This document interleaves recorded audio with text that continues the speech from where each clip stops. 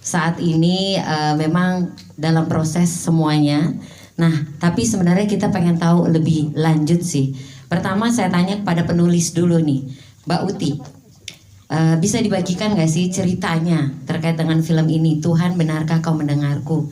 Sebenarnya ada kisah personil kah yang melekat sehingga akhirnya membuat cerita seperti ini?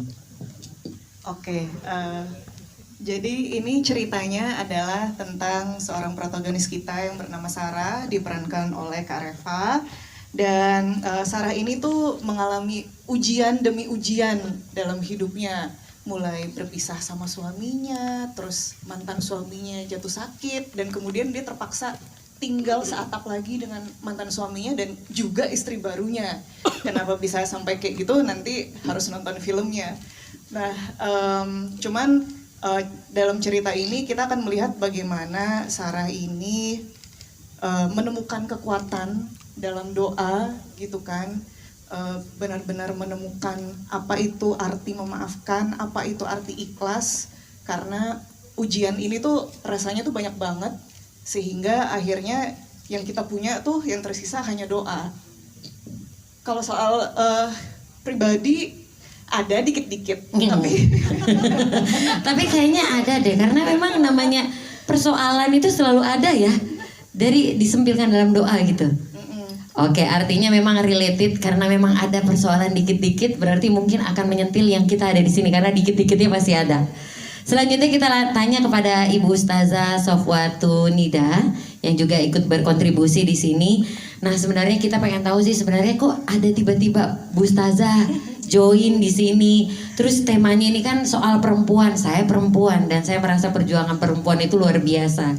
Nah, memang perempuan itu selalu ada di titik terendah, ada juga kalanya di titik terendah dalam hidupnya, dan saya yakini melalui doa itu biasanya memang bisa dilalui. Tapi dari sudut pandang Islam, ketegaran perempuan dalam titik terendahnya itu seperti apa sih? Baik, bismillahirrahmanirrahim. Assalamualaikum warahmatullahi wabarakatuh. Teman-teman semua, alhamdulillah pada sore hari ini saya bisa ikut hadir. Kalau ditanya keterlibatannya, sebenarnya saya lebih banyak sebagai penasehat film ini, Mbak. Jadi tim Paragon menghubungi saya untuk kita sama-sama diskusi supaya nanti ketika film ini lahir, pesan-pesan religiusnya tetap sampai, tapi sesuai dengan aturan syariat yang ada. Jadi saya lebih banyak mendampingi tim kreatifnya.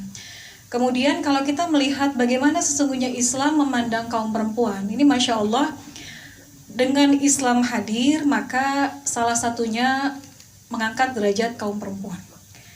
Perempuan dipandang oleh Islam sebagai wanita yang tegar, yang kuat. Dan rasanya kita pun semua sepakat dan bisa merasakan ya, apa-apanya perempuan. Mungkin kelihatan lemah secara fisik, tapi perempuan itu bisa dia sambil bawa motor, sambil gendong anak, sambil bawa galon gitu. Multitasking ya. Multitasking. Nah, jadi sebenarnya di balik kelemahan yang mungkin tertanam dalam hampir kebanyakan orang terhadap perempuan, sebenarnya perempuan itu adalah wanita yang tegar, yang kuat. Dan kalau kita lihat dalam Islam, banyak keteladanan dari sosok perempuan yang akhirnya menjadi sejarah yang begitu indah sepanjang masa.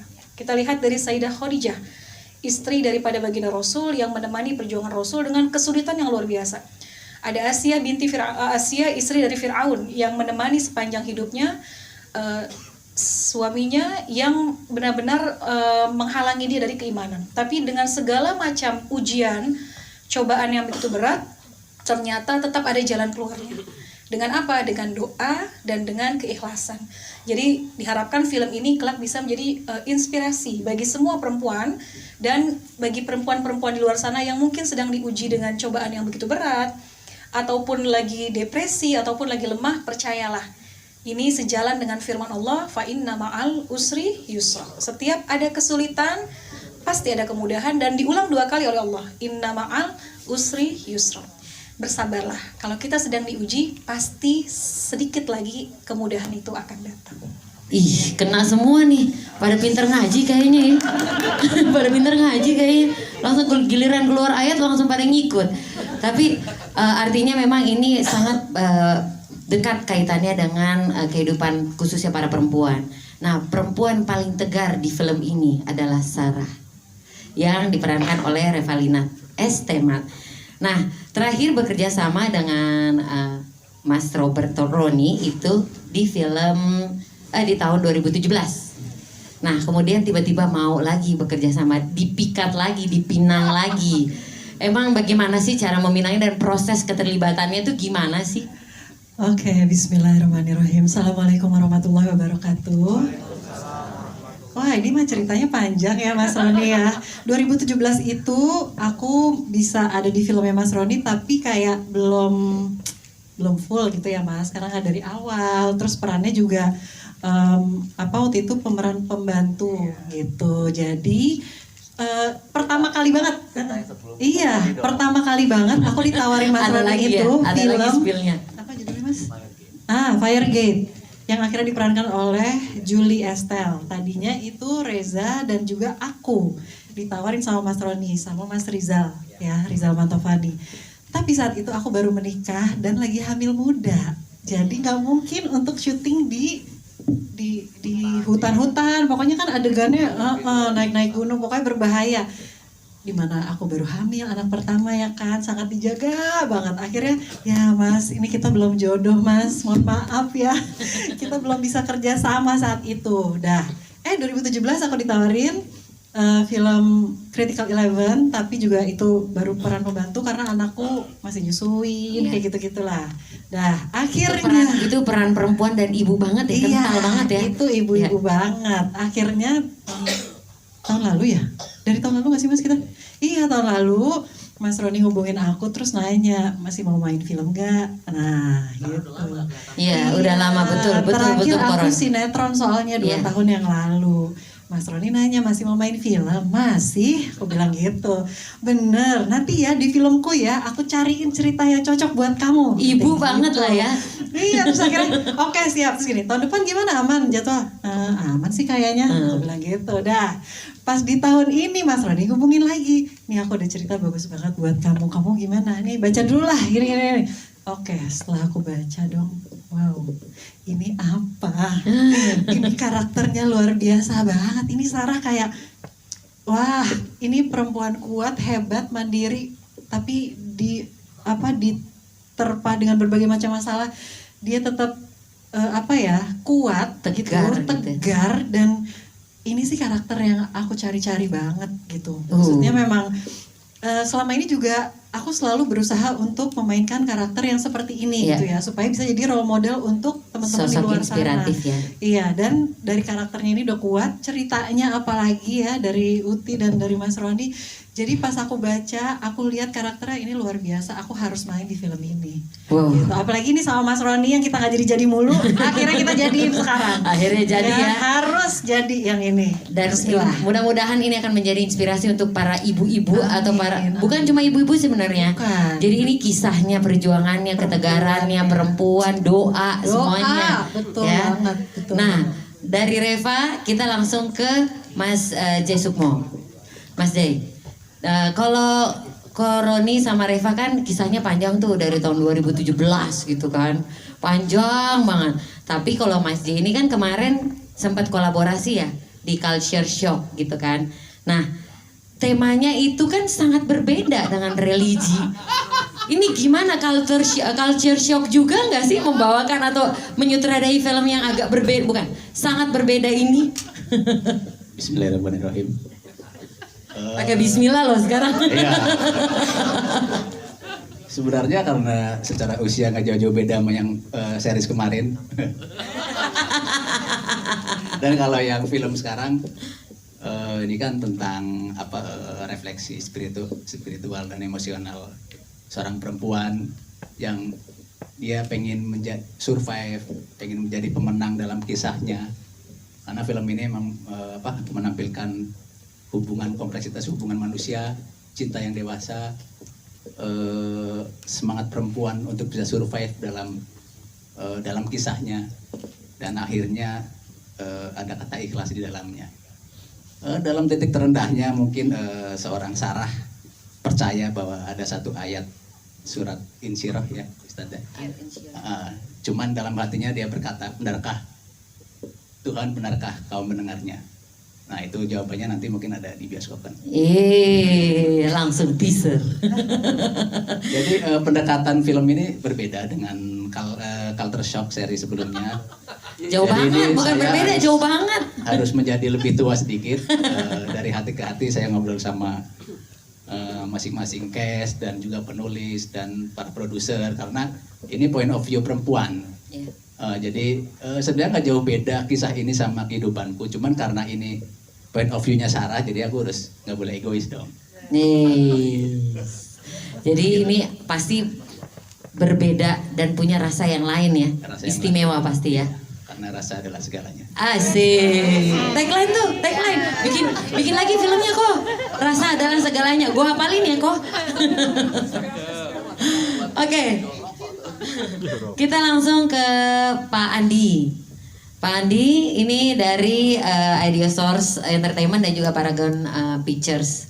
Ini kan kalau lihat beberapa kali saya lihat filmnya itu temanya gendernya beda-beda gitu. Sekarang waktu itu ada horor, terus ada romantik komedi, terus ada drama keluarga. Nah sekarang religi drama. Nah bagaimana sih caranya menjaga supaya tema ini tetap bisa berjalan seiringnya waktu gitu? Oke, kayak kita makan. Nanti ada makanan Jepang, ada makanan Itali, makanan Indonesia. Rasanya ada enaknya sendiri-sendiri. Jadi kita juga apa yang terlibat. Kali ini kita sudah pernah membuat horor Katolik sudah. Kali ini kita membuat drama Muslim. Tapi kita punya benang merah. Janji saya kalau Paragon dan Idea Source ikutan harus selalu punya hati. Jadi film ini pasti punya hati yang dekat sama penonton. So itu sih cara benang merahnya kita membuat story. Jadi pokoknya put your hearts ya. Jadi semuanya pakai. Kalau lihat Reva tadi udah baru reading aja udah kayak keren banget, udah hatinya udah turun. Apalagi tadi udah Mas J juga udah luar biasa ya. Nah kita pengen lihat juga statement dari Koroni dan Mas Prima. Nah ini kan kalau sama Mas J itu udah kemarin baru selesai. Nah terus sekarang melanjutkan kerjasama dengan Mas J lagi itu di Tuhan Benarkah Kau Mendengarku. Nah dari hal ini kan sebenarnya udah pernah dilakukan. Nah kolaborasi apa lagi sih selain melibatkan hati kok? Ju, dari semua acara-acara kita press con itu cuma lu doang yang manggil gua kok, yang biasanya manggil gua Mas. Lu jangan mentang-mentang karena kita kenal dari zaman dulu lu main kahkoh aja. Iya, maaf. Kedekatan, ordal. Terima kasih semuanya udah hadir hari ini. Saya tahu juga di tempat lain juga kebetulan juga ada press conference gitu ya. Tadi saya bercanda kalau mau masuk surga datang ke kita, kalau mau masuk neraka baru yang ke sono gitu. Bercanda. Saya itu selalu bicara ke semua orang, mau pemain, mau cast and crew. Kalau saya kerjasama dengan seorang dan saya itu puas, saya itu pasti akan ngajak lagi. Karena menemukan chemistry bekerja sama dengan orang itu gak gampang. Dan bikin film itu panjang dan lama. Bayangin lu spend segitu banyak waktu dengan orang yang lu gak suka sih, ampun sih gitu. Makanya tadi mengacu ke Reva ya, saya tuh udah lama banget pengen kerja sama dengan Reva gitu ya. Karena satu dan lain hal baru kesampaian sekarang nih akhirnya jadi peran utama. Dulu kan sebagai peran mendukung aja di critical level. Karena itu menurut saya chemistry itu nggak bisa diusahakan dalam kutip gitu ya. Either you have it or you don't gitu. Jadi kita waktu kerjain Culture Shock kita puas dengan hasilnya gitu ya. Dan J sangat enak diajak kerja sama gitu, mau mendengarkan diskusi gitu. Karena nggak semua filmmaker ternyata bisa diajak diskusi gitu. Yang ada banyak yang mengutamakan egonya dulu gitu. Padahal filmmaking is about teamwork. Gak bisa lah bikin film sendirian lah, gak mungkin. Kita ada ratusan orang, cast and crew dan segala macam. Jadi semoga dengan semangat kebersamaan ini tema yang kita angkat juga menurut kita sangat-sangat penting gitu ya. Silakan nanti yang sesi berikutnya saya nggak ikutan, jadi mungkin agak kaget bahwa ternyata ide cerita film ini dari saya gitu ya. Panjang ceritanya, nanti kan kita masih ada Preskon lagi, launching launching trailer, lagi, launching ya, apa iya. ya, tadi ceritanya nanti aja. Tapi ya begitulah kira-kira. Tapi saya happy banget karena udah lama cita-cita bikin film drama keluarga muslim. Kedengarannya aneh ya, saya kan kantor gitu. Tapi beneran, boleh tanya teman-teman di kantor, saya tuh dari dulu pengen Tuh bikin, bajunya ada pakai baju koko kayaknya. saya tuh udah lama bikin film karena menurut saya gini, kita bisa memberikan sesuatu yang berbeda lah gitu ya, karena Yeah. tren film muslim kita tahu misalnya tentang apa gitu ya. Saya pengen sesuatu yang berbeda gitu aja, karena justru saya melihat dari luar dari dalam, saya tuh ngerasa bahwa banyak kok ya dari sisi cerita drama muslim yang bisa diangkat gitu. Yeah. Bukan cuma itu aja, saya nggak mau nyebut lah, tapi tahu lah yang seperti apa Yeah, yang yeah, bisa dibikin yeah, ya. yeah. Saya nggak mau gitu. Tapi karena saya bukan muslim, saya nggak mau sok tahu, dan ini cerita tentang perempuan ya, makanya saya dulu Uti yang nulis lah. Yeah. Dan juga riset beneran Uti. Terima kasih Bu Ustazah yang mengarahkan Uti di jalan yang baik dan benar.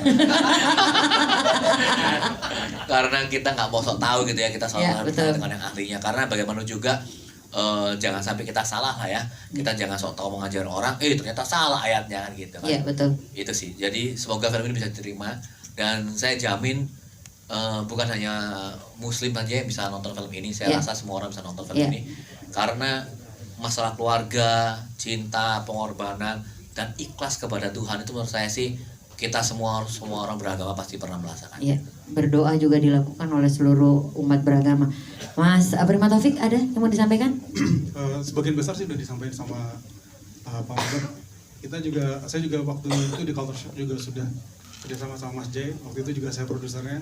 Sekarang kita kerjasama lagi, tapi skala lebih besar, ceritanya berbeda jauh, terus lebih kompleks, lebih banyak layer, dan saat mengerjakan proses development ini kita juga banyak brainstorm, terus saling bertukar ide gitu. Jadi so far kerjasamanya asik, semoga nanti pas syuting dan hasilnya juga enak dan hasilnya juga bagus.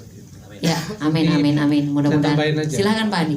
Ini debut film besarnya Prima yang pertama.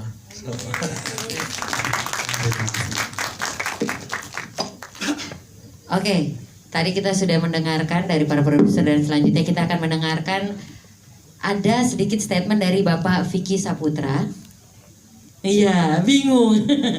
Ini dari Netsme. Nah, produksi layar lebar dari Paragon Pictures dan Idea Source Entertainment ini kan selalu mendapatkan dukungan dari Netsme. Nah, dalam kolaborasi di film ini, di Tuhan Benarkah Kau Mendengarku, ada rencana aktivasi khusus nggak sih sehingga ini lebih engage gitu sama penontonnya? Oke, thank you. Pertama, dari sekian beberapa project film yang waktu itu dari Bro Andi ataupun Bro Roni itu sampaikan, mungkin ini film yang buat kita yang paling fit in dengan apa yang kita kerjakan hari-hari. Oke. Kenapa? Karena kita memang fokusnya kan di solusi pembayaran digital, memang fokusnya ke UMKM banget. Yang mana kita temui juga hari-hari. Nah, yang menarik di sini adalah salah satu garis merah yang kita lihat dari film yang paling menarik adalah pemberdayaan wanita yang luar biasa. Yes. Bisa jadi inspiratif yang luar biasa, dan itu yang memang kita juga lihat hari-hari. Maka dari itu tadi kalau ditanya mengenai aktivasinya, ya di film ini kita mau coba sesuatu yang berbeda, di mana kita ekspektasinya bahwa apa yang di film nggak cuma sekedar di film, tapi kita mau coba kita berkolaborasi dengan Paragon, Idiosos, gimana caranya apa yang di film itu benar-benar juga bisa dilihat dan juga bisa kasih inspirasi for real, nggak cuma semua yang nonton, tapi UMKM khususnya para pengusaha wanita Muslim juga bisa ikutan terinspirasi secara real, karena aktivasinya itu nanti kita yang di request 10 kota ya. 10 kota itu dalam waktu yang cukup singkat ya, karena itu yang kita juga kerjain juga hari-hari. Iya. Kita benar-benar akan membuat satu aktivasi yang berbeda dari biasanya, tapi sebetulnya kita kerjain hari-hari. Tapi untuk film mungkin baru pertama kali ya. Nah, di mana kita akan coba support apa yang ada di movie itu akan kita bantu untuk jadikan for real, bentuk realnya mungkin dalam bentuk seperti kan nanti ada real case di mana case yang nanti di spoiler. Oke, jadi nggak enak. Jangan. Tapi kurang lebih Ya. kita akan hadirkan bentuk aktivasi yang berbeda. Ya. Tapi yang pasti harapannya tuh bisa kasih nggak cuman yang nonton, Ya. tapi juga di tempat kota di mana kita melakukan aktivasi itu membawa satu impact yang real juga, khususnya untuk para UMKM, wanita, muslim. Oke. Berarti aktivasinya yang itu benar-benar bisa diadaptasi langsung oleh perempuan-perempuan Indonesia ya. Betul. Oke, ini sudah menjawab semuanya. Kira-kira dari media ada yang mau bertanya? Saya berikan satu pertanyaan, boleh?